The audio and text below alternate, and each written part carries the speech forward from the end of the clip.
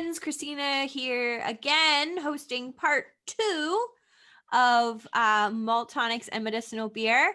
As you can kind of guess if you're watching this on YouTube, we all filmed these in the same day so we could remember what we talked about in part 1. So I am still here joined by Lisa and Bean. And again, before I get too far into this, please check us out on YouTube. Remember to subscribe, like us on all the socials, and we're also found wherever you can get your podcasts. So before we get too far into it, let's start with what are you drinking? So Bean, do you want to kick us off? Sure. So I've got some old Yellowbelly that I found in the cupboard. The Last Stand. It's kind of a Star Wars theme. I was gonna say, and it's a barley wine. Oh wow! At 8.2%. And I know we're starting to into the oh heck.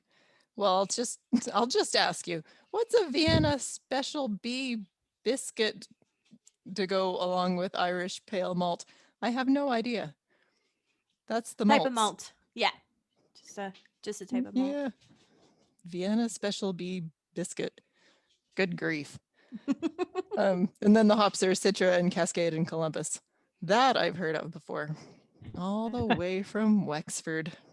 And the past, the distant past of 2019. It's very sweet. It makes me think it should have been in Malt Tonics, but now I can also be looking back toward the past and the old times when we did Malt Tonics. Absolutely. Sweet, brown, kind of opaque. A little Yeah.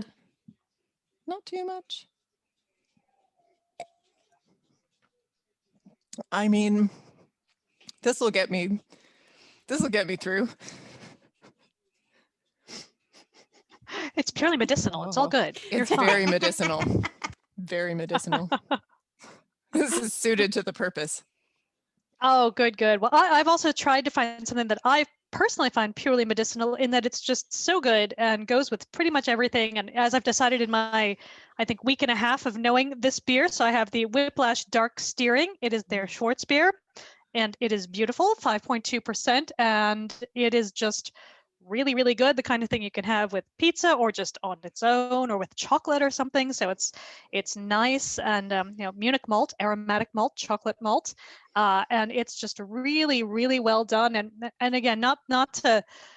I think it's fair to say that Ireland on the whole does not have a reputation for amazing lagers. That's fair, even though a couple of people do make great ones. But this is just really top-notch stuff. So recommended.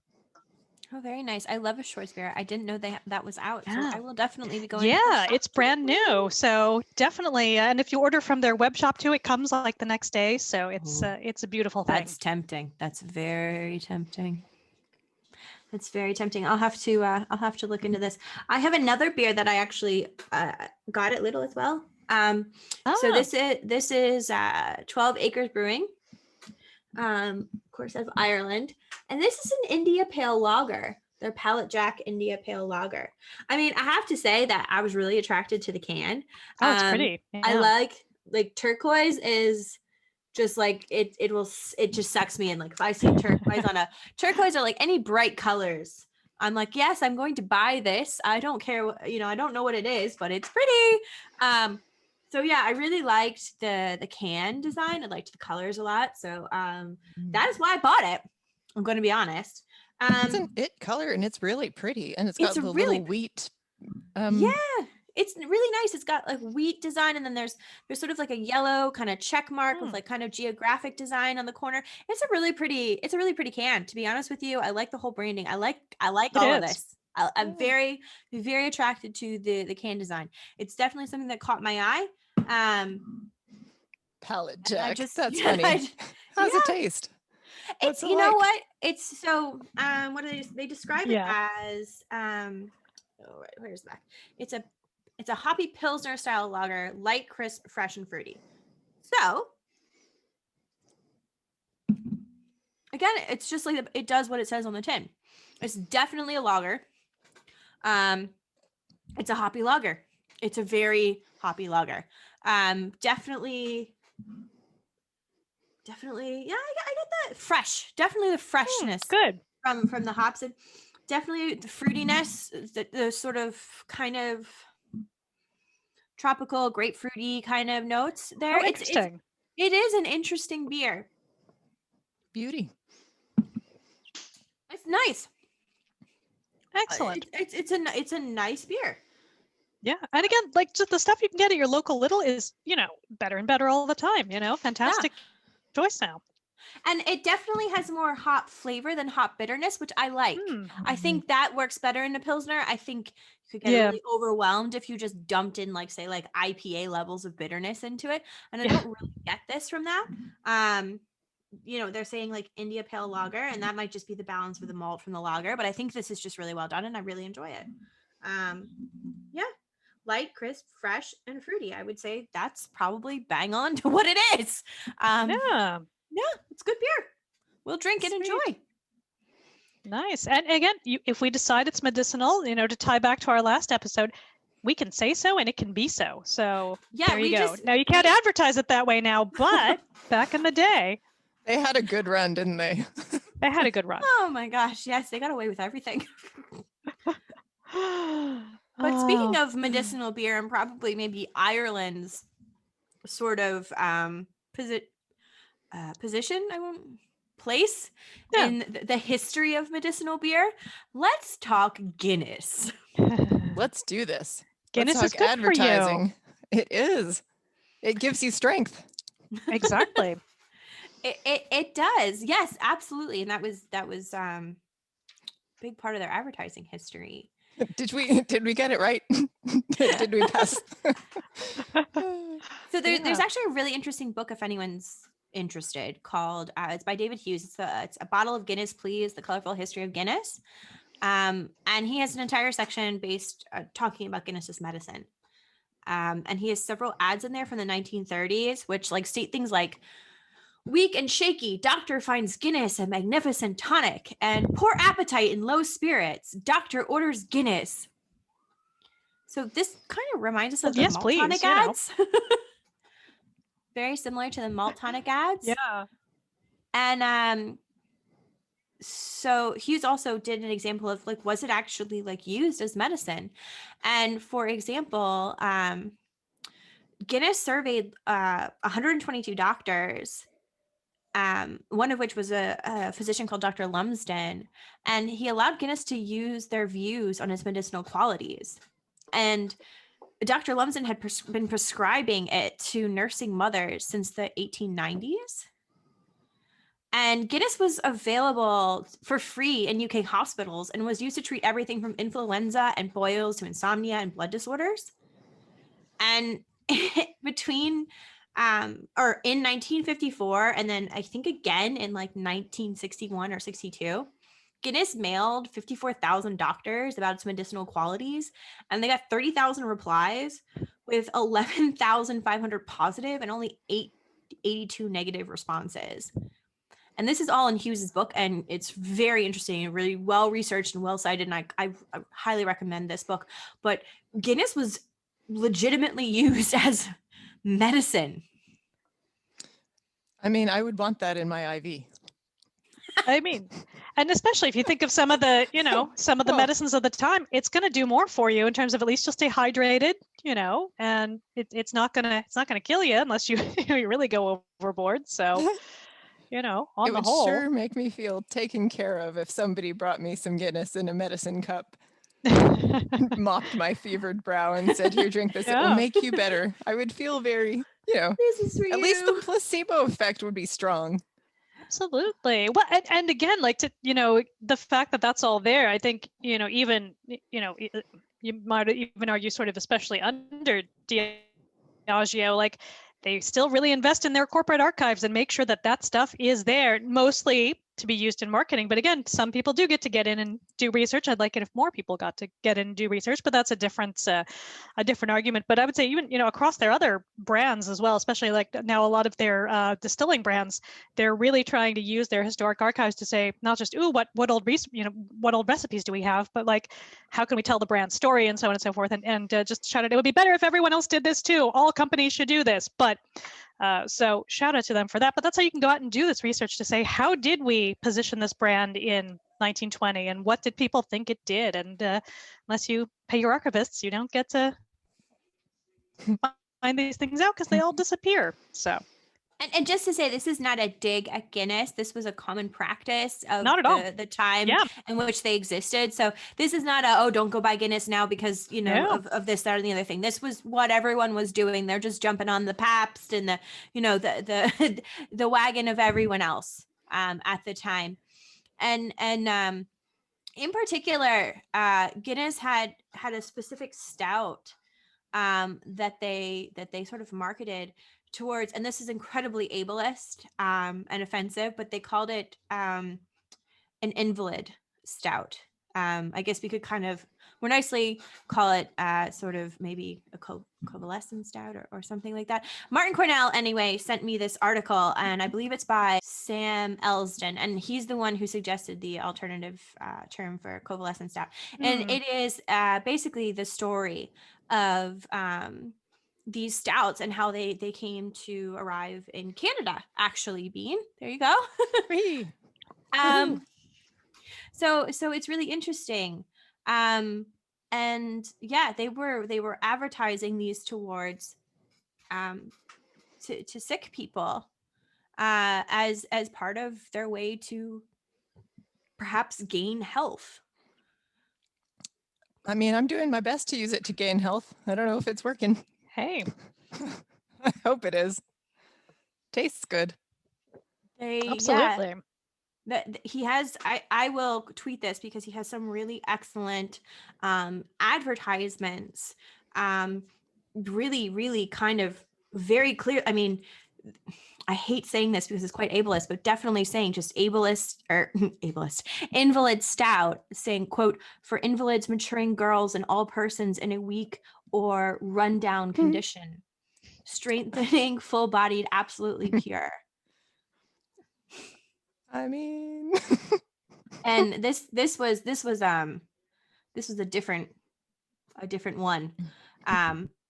So, you know, Guinness didn't have a corner on this market as well. This was something that Absolutely. You know, Guinness was joining something that already existed.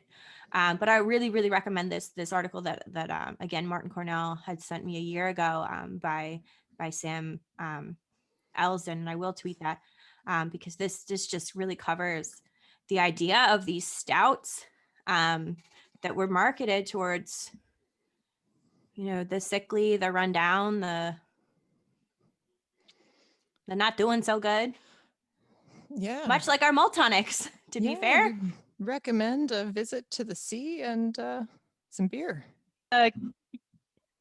Yeah, and I'm sure too if you got a sort of ongoing contract with a hospital or a sort of a sanatorium or something, if you're, that's a regular sale that's turning over again and again and again. So again, you have to wonder about the quantities, and again, I'm sure that's available somewhere to researchers. But that would be fascinating. Like, what percentage was kind of marketed this way, and what was different about it? Was anything different about it, or was it just different label? But I mean, you have to assume though maybe it was sort of less alcoholic just because you don't want to waste all your best stuff. So maybe you have like second runnings or something. But I'd be really curious to know, was there a difference in recipe, or was it just purely difference in label?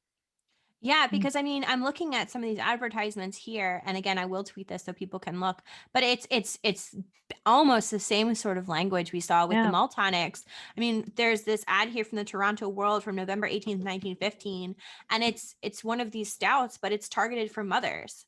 And it says, quote, it fills every requirement without causing the bilious feeling usually associated with stout.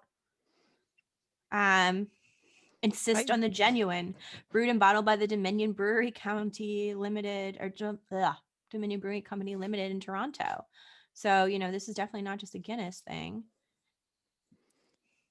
What do you guys think of the bilious feeling associated with stout? Yeah, I can't say it's that. I can't say I've had it, but I mean, it's not like spicy food or something. That's interesting. Yeah. This one, another advertisement for Dominion Brewery Company says that their stout will make you feel like a boy again. I hope it Hey, does. there we go. That you should have it in your home for family use. But, I you mean, you know, really should. take the edge off, you know. Sold by dealers and hotels. And Oh, that's spas interesting. and- Yeah, absolutely. Again, you're going back to the sort of big commercial kind of operation. Yeah. Ah, fascinating stuff. Really, really interesting. Oh, here you go, Lisa. I'm skimming this article while I'm talking to you, and it says other breweries followed Dominion in Ontario. Carling, from London, Ontario, introduced its aforementioned quote stout for invalids. Again, sorry for the list language, containing a mere 2.5 proof spirits. So lower ABV interesting. here. Yeah. Yeah. And I wonder, was that unique to Canada or something about Toronto brewing or Ontario brewing? I don't Well, know. here's another one. Again, in Toronto, Cosgraves created a convalescent stout, which with a 9% proof spirits. Ooh. And Copland Brewing introduced a tonic stout, which claimed to be at least 9% proof. I mean, you'd probably feel better for a while until you didn't, but you know. Yeah. Yeah, it's yeah, interesting. Okay. So quite the range, at least in Canada. Absolutely. And I wonder too, especially for those that are sort of at the upper end of that range, I wonder, you know, they can't have been inexpensive to produce. And then, you know, you wonder what kind of markup are you putting on that? And lots of questions, and probably different depending on, again, whether you're selling to hotels as in the one example, or to individuals. So that's, I mean, there's a lot you could dig into there that's so interesting, and just the economics of, you know, what makes it worth their while to make it and market it that way. Yeah, who are these It people must have buying been this stuff too? It must have been if all these people are. It must be the same market as Malt Tonics, and the market must have been booming. I mean, if all these different breweries are making it, then this must be the thing to make. Yeah, yeah, and then I guess you have it probably up until maybe the Second World War, and then it sort of falls out of fashion, I would imagine, or thereabouts. I'm trying to think, just because I know I've looked at this a long time ago, just broadly speaking, in terms of what, you know, when you could kind of stop saying that kind of thing about your food and drink. And I feel like that's kind of where things start to shift, and certainly also, at least in North America, you start to get like that sort of consolidation of all your brands to where they're just not making that much variety. So you can easily see kind of cutting off those, you know, weird things that aren't your mass market lager. So I wonder if that's part of it too. It's really, really interesting. And I just, like I said, I just really encourage everyone to just kind of read this article. Again, there will be some of that ableist language in here, which, you know, you can't avoid when you're talking about this. The history of the words is the history of the thing. Unfortunately, it's very unfortunate that, you know, of course, the society was incredibly ableist back in the day.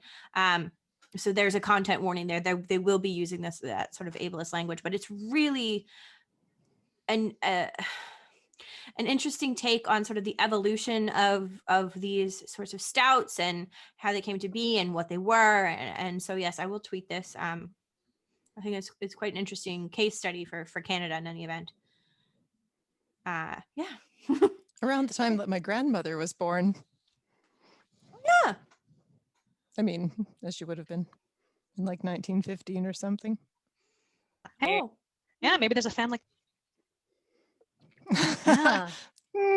That's interesting. And yeah, it's interesting that it's professionalized too, hasn't it? Because it's gone from being this sort of thing made by, you know, these little companies, you know, Pabst obviously, you know, being an exception, but you have a lot of these little sort of almost fly-by-night companies making their malt tonics to these more and more sizable, you know, international at this point breweries making this kind of thing. So, because even then Pabst would have been a regional brand, not a global brand. So yeah, and it's thinking of the earlier part.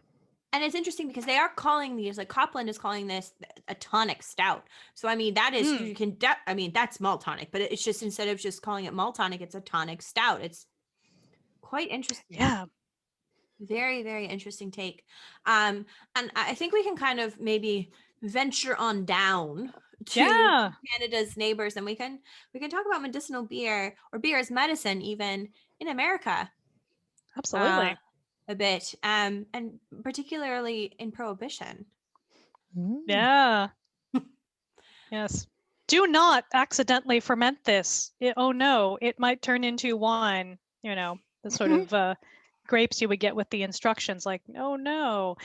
But yeah, well, that's the thing. You have to prove everything is medicinal or sacramental during Prohibition, but then you're good. So everyone's off getting or some sort of a medical provider of a certain nature during Prohibition, so that you've got access to your legal, in air quotes, booze. Although actually, there's a funny Canadian sideline. I've been watching a Canadian cooking YouTube channel where he's been going through making Prohibition-era cocktails, and the cocktail books are all very cagey about where to get your booze, even though they're for a Canadian market. They're sort of still pitching at America, so it's all like, you may have this sitting around from before, but fascinating stuff. So side note there, but some of it is like, obviously you have this for, your household medicinal needs. You're like, of course you do. So it's all still good.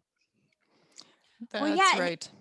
And that's kind of the story. So during Prohibition, a group of drinkers and physicians, lawmakers actually took this to the U.S. Congress.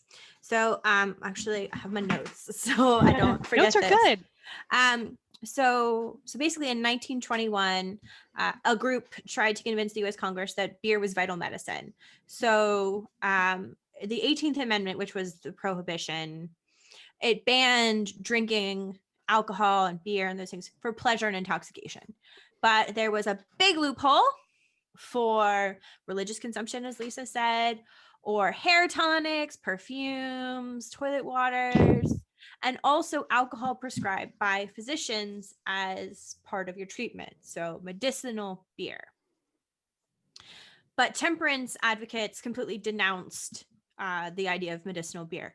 Now, before we get too much into Prohibition, we're going to have a dedicated episode just about Prohibition and its incredibly racist and xenophobic origins. It's really horrific. But we will talk about that. But I did want to mention that. So this idea of medicinal beer was opposed by, of course, the temperance movement. So they took this to the Attorney General at the time, who was A. Mitchell Palmer. And March 3rd, 1921, he gave an opinion basically declaring that the beverage clause meant that physicians could prescribe beer. So this led to a whole bunch of new problems. There's a lot of really interesting, if you want to Google newspaper headlines and stuff, you can see all sorts of really interesting newspaper headlines from this time. So in response to this, Congress passed I think what is commonly known as the Beer Emergency Bill, which limited wine and liquor as prescribed. And they limited the prescription that a physician could do to no more than half a pint in 10 days. And they banned medicinal beer outright. And this was law by November 1922. And if you're interested in more about this, there's an article by Jacob M. Apple that I will tweet and link, called "Physicians Are Not Bootleggers: The Short Peculiar Life of the Medicinal Alcohol Movement." Oh, that does sound good. Yeah, it's really interesting. 1921. The 3rd of March, is that is Palmer's verdict? Yeah, it's almost 100 years since that. Yeah. Huh. So that's really interesting. I mean, they tried. They really tried. Did. Yeah. And again, we're going to talk about it another time, but, so few people realize that beer would be illegal under Prohibition because they thought exactly that. It's a healthful thing I consume at home or, with a few friends or family. It's not a, again, it was kind of for all the family, but we're going to have a whole, probably a couple episodes as we get into it. There's just so much to unpack there, but yeah, suddenly it's not there anymore. But it is interesting because, as you know, Christina, there's, this huge, long history and even prehistory of medicinal beer, which is, your wheelhouse. So, it's not like there's no truth to that in from the historical perspective. So, how did we lose the way? No, we absolutely know that beer was used Yeah. as medicine and prescribed as medicine. Though not in the idea that medieval people brewed beer because they knew Oh, yeah. water was dangerous. Can we all No. just let that myth die? It's not true. Medieval people had no concept of germ theory. They might have very well understood that water could make them sick. And we can kind of tell that by sort of like in the Black Death, they thought that people poisoned the wells and that's why they were getting sick. And this led to mass slaughters of Jewish people because they were very anti-Semitic. Or lepers as well because they were ableist. So we do know that there was some idea that they could be linked. Hildegard von Bingen also suggested something about drinking ale in certain times because of the melting of the snow or something to that effect. So yes, there is an idea that water could be dangerous, but not widespread and not to the extent that people like to tout that myth. Just a friendly reminder that the medieval period was not just European, it was a Absolutely. global time frame. I get incredibly frustrated when people act like the rest of the world didn't exist from 500 to 1500. They absolutely did, and their ways of drinking water or treating water were completely different than what was happening in Europe, which is also to say that Europeans absolutely drank water with great Yeah. regularity. We can see it all over the Irish medieval sources. They drank water. And They would drank water source, a lot. source good water, nice clean water for all of their bacon beer or distilling later. And, Yeah. and again, to your point, in Asia, if you're making, the sort of early versions of like sake, you have good water. It's not, you're not just like, it's dirty, this will clean it up. No, you want to start fresh. So it's Yeah. part of the process. For example, when the English invaded and started trying to colonize Ireland, one of the first things they said about Dublin was they wanted to find a good source of water. It's one of the first like patent or close rules, I can't remember which one, that the king issues for Ireland is, okay, let's find some water here. So like, which obviously has other uses besides Yeah. drinking, but I mean, come on. Like, Yeah. I think I just really want this myth to die. Yeah, absolutely. We just have to keep working. Every couple episodes, we're going to keep saying it until like, Snopes cites us or something and be like, guys, no. Yeah, it'll just be, we'll be talking about something mundane and be like, by the way, medieval people, they drank water. Exactly. And other stuff too. But that's okay. They still, Yeah. Exactly. They weren't like, this is, one-way ticket to death. No, there were plenty of other ways they could get the one-way ticket to death. If anyone is subscribed to the Medieval Death Bot, highly recommend. But Very good thing to prescribe. Yeah. Oh yeah, I mean, all sorts of fun ways to die in the medieval period. Famine. Miasma? Oh yes. Yeah. The very, very dangerous medieval phenomenon of poisoned air. Apparently, miasma caused by the planetary misalignment, which was caused by God not being happy with you, was why the Black Death happened. Fair. Yeah. You make God mad, you get a syzygy. It's all off, depending. It was miasma from the east that slowly rolled across and then attacked Europe. Yeah, on a side note, as we're unpacking our new house here, I found all of my sort of plague and pandemic books together, and I was like, this is great. Maybe I don't want to read these right now, but they're all together. So, yeah. Yay. Yeah. I just wrote my 2 chapters of my book about the plague, pre-plague, the plague, and post-plague. And yeah, it was a fun thing to write in the middle of the pandemic when they're all like, oh. And then we were in quarantine, and I'm like, yeah. What is old is new again. Exactly. It's so funny because I used to teach a class about this when I was teaching at university. About one of the classes I taught was about the Black Death, and like you heard about people quarantining, and like they would get to a point where they would just like not listen to the authorities. And there was one instance where they broke quarantine and they had a party, and they had like, because they were supposed to just quarantine in their houses. And they had a party and invited people over, and I'm sitting there going, no one would do that. Like, now we're all smart, we know it's dangerous. And now I'm going, oh no, actually people are just as stupid now as they've always been, haven't they? They just don't We get listen to rules.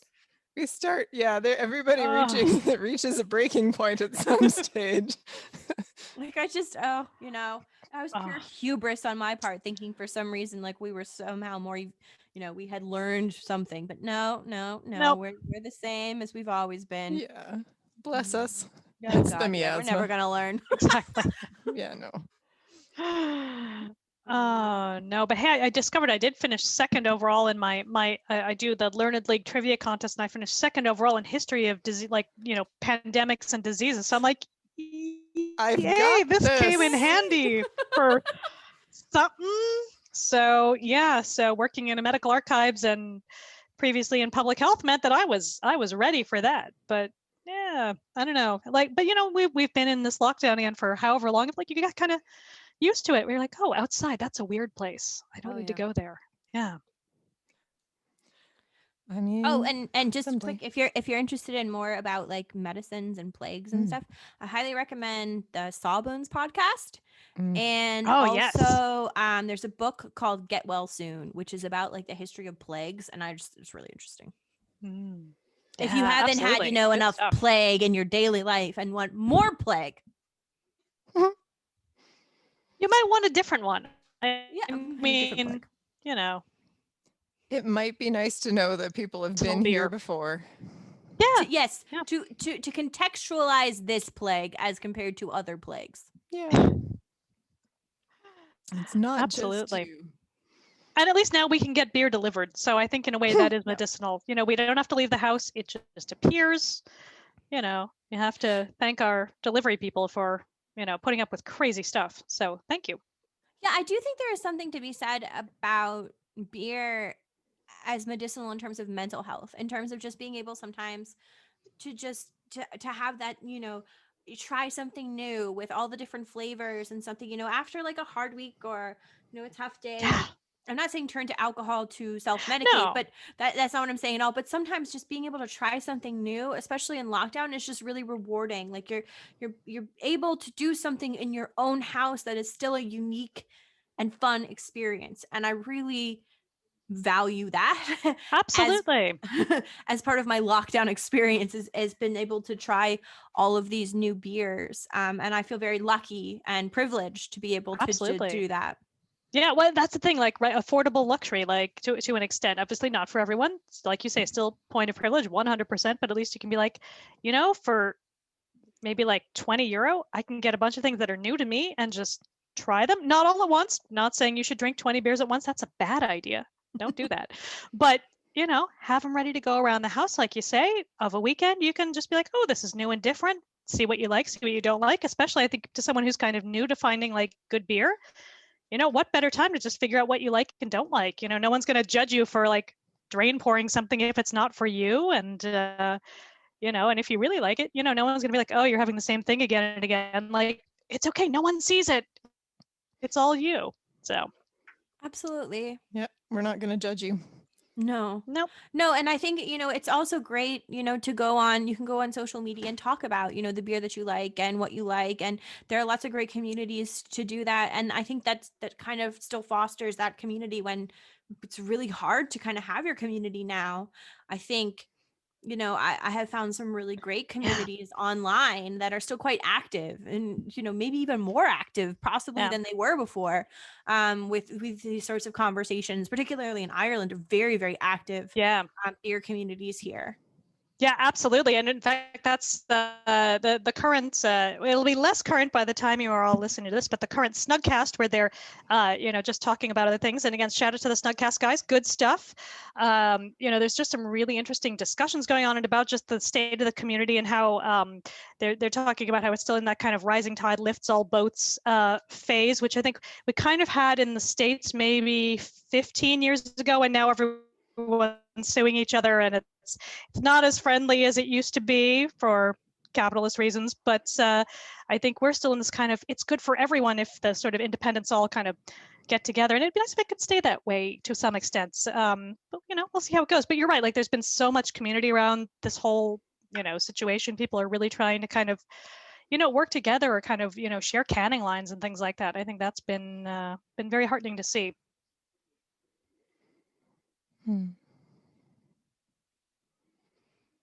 Yeah, we're all sitting here nodding and just kind of like happily thinking about how nice that's kind of been. Yeah.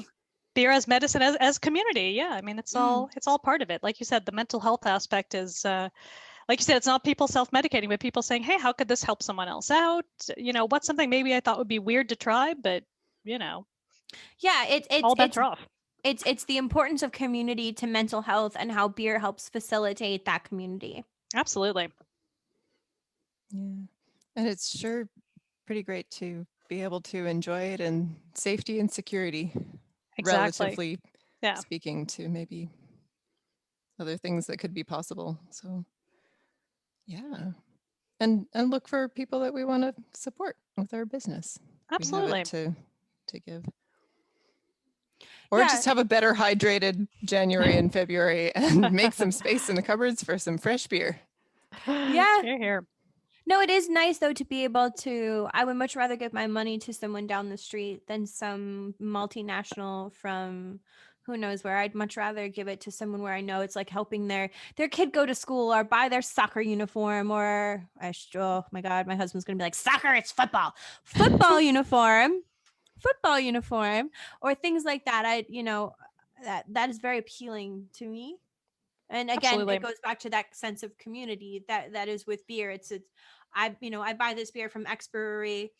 I talk about it. Maybe I actually get to talk to the brewer, which is amazing. And then, you're giving, you're helping the community in which you live. And it just creates, this really nice circle and cycle. And absolutely. Yeah, it's the big upside of living in a smaller country where, someone is going to know someone who knows someone. It's just inevitable. It's not it's a very different market for a lot of reasons. Not to say we don't have the big multinationals. Obviously we do, and some of them are headquartered here, which is also fine. Not a bad thing in and of itself. It's again, we could do a whole thing actually that would be super interesting on just like the whole sort of history of like Guinness philanthropy and housing for workers and stuff. There's a whole like thing there that would be fascinating. But I think too, there's, like you said, there's just so much kind of keeping it here and just sharing that sort of knowledge and experience. And I think we've gotten to do some like super cool things with Beer Ladies, like doing like virtual tours and stuff. And it's you feel like you know them and have a connection, and it's just so nice. And it's not even just like one person. Like again, it doesn't have to be like the brewer. It can be all these other people involved in whether it's packaging or marketing or sales, whatever. There's just an opportunity to get people across the spectrum involved, and it's nice. Yeah, like you feel like you're having a conversation. You're not just sort of interjecting yourself. You feel like you're taking part of a larger conversation that involves this huge community, which I really like. Yeah, absolutely. And kind of that you're helping to shape it too, to a certain extent. Not that you're sort of saying, oh, I only want this or I only want that, but you can give feedback. I find here without people being like offended or whatever. You can be like, oh, you did a really great job with this. This one wasn't to my taste, but maybe that'd be great with this market. And people are just like, oh, no, that's great. I think I'll file that away for useful information. And it's nice because again, it's still small, so you can do that, and it makes a difference. Or you can pester people enough to make a certain style of beer. Yes, absolutely. Yes, you can go on Twitter and being like, I want a good lager, and eventually one will appear. So magically, and you can pretend like it's because of you. It's not, but we can pretend. Not. Absolutely. And plus, now that I've got all my homebrew stuff here, there's nothing stopping me from making a lager apart from just laziness and being busy. But I could do it if I really wanted. That is the thing. I think people think because lagers tend to be like easy drinking beers, that people think they're easy brewing beers, and they're one of the most technically difficult beers to make because you can't hide anything in a lager. No, like you can hide in an ale. And I think, sometimes I think people forget that that's a really difficult beer to make.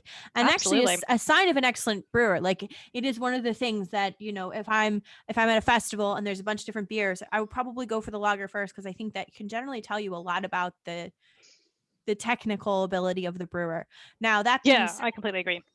They're really hard to make. So it is possible for the person to make excellent ales and not so great of a lager, and that's fine. That's fine. Yeah. But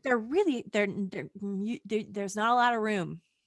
Yeah, especially when you're a small operation, you can't afford to just chuck everything out if it didn't work out. You still have to find a way to like sell something that didn't quite fly, even if maybe it might tank your reputation in the longer term. But it's just like if you can package it as something, great, but when you're working on those small margins, you have to really be so careful, and it's hard. Like you say, like even just a nice just like a Kolsch or something is so hard to do well. Any tiny error in your especially in your temperature, I'll be like, it tastes like wet paper. Don't do this. So yeah, and that brings into like, there are lots of beers that perhaps are really great, but not great as what they're labeled. Like sometimes I think people try to pigeonhole themselves into, I'm going to make this style, and it's really not that style. But if you labeled it something else, it would be great to that style. So I think, maybe being more not as married to labels, I think is good. Like just as a BJCP beer judge, like when I've been judging stuff, there's been beers that I've come across. I'm like, this is really good, but it is absolutely not this beer. It is 100%, not what this label is. Exactly. Like wrong category, great beer, wrong category. Yeah. And it's such a shame when you get those, because it's so frustrating.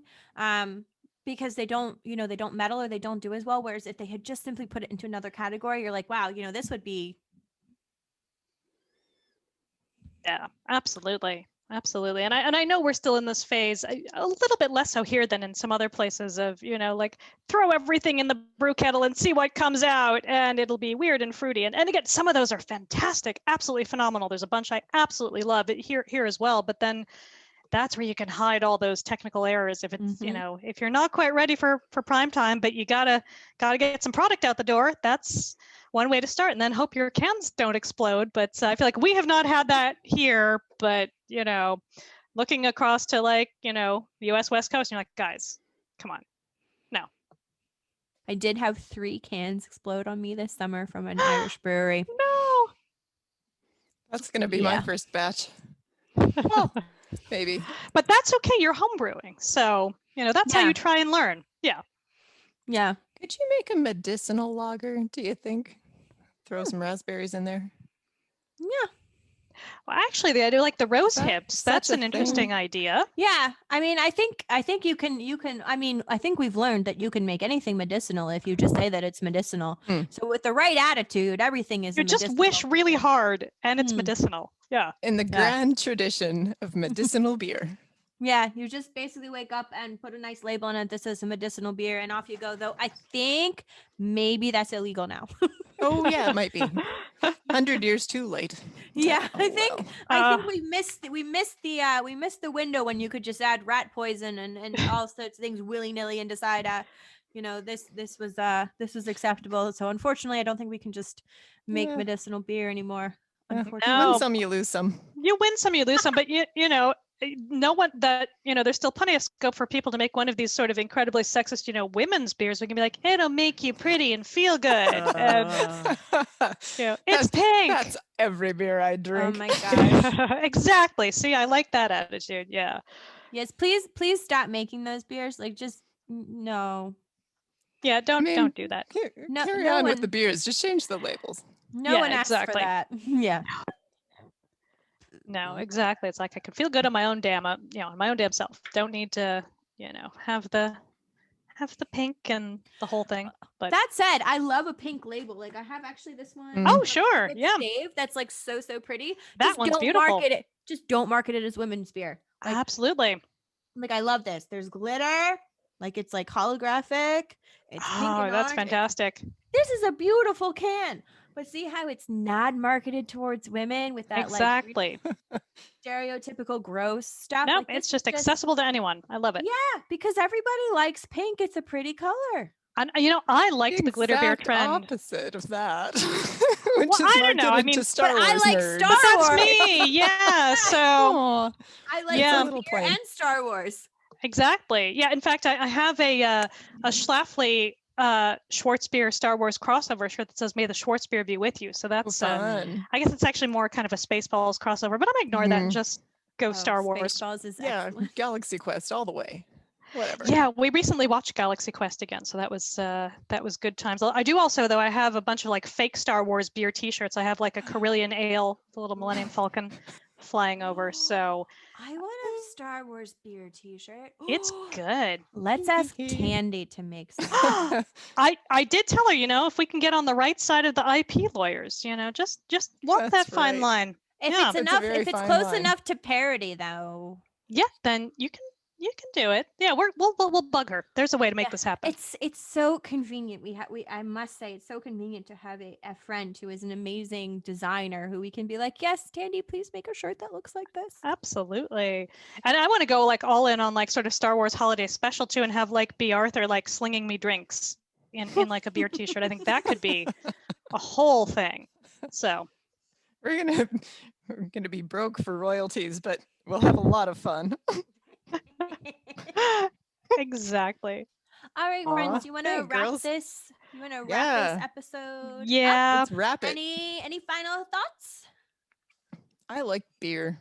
I like Mm. friends. exactly. Let there be medicines, but all in the right proportions. Exactly. The dose is the poison. So as long as you're being sensible, Yep. you're all No, good. that is true words are never spoken, Lisa. Here. And again, like Moderation. moderation. And shout out again to Whiplash. This is gorgeous. Make more of these, please. So thank I you very need that. much. What's it Yes. called? Wait. Dark steering. Dark steering. Yes, that. it is gorgeous. Highly recommend. I will definitely be looking for that. I love Schwartzbier. So good. Well, may the Schwartzbier be with you. And again, folks, like, subscribe, rate, review, all those things. It does help a lot. We appreciate it. So thank you. Yes. And comment if you have topics that you want us to talk about. Let us know. Yeah, we have a big calendar, but we'll move things. You know, we want to hear Mhm. from you. Yeah, Yeah, Come chat. absolutely. That's what Absolutely. community is for. exactly. We're all Exactly. about the community. Here. Exactly. So, yes, as Lisa said, follow us, talk to us, and we will see you next time. Bye. Bye. Bye. Bye. Bye. Bye. Bye. Bye.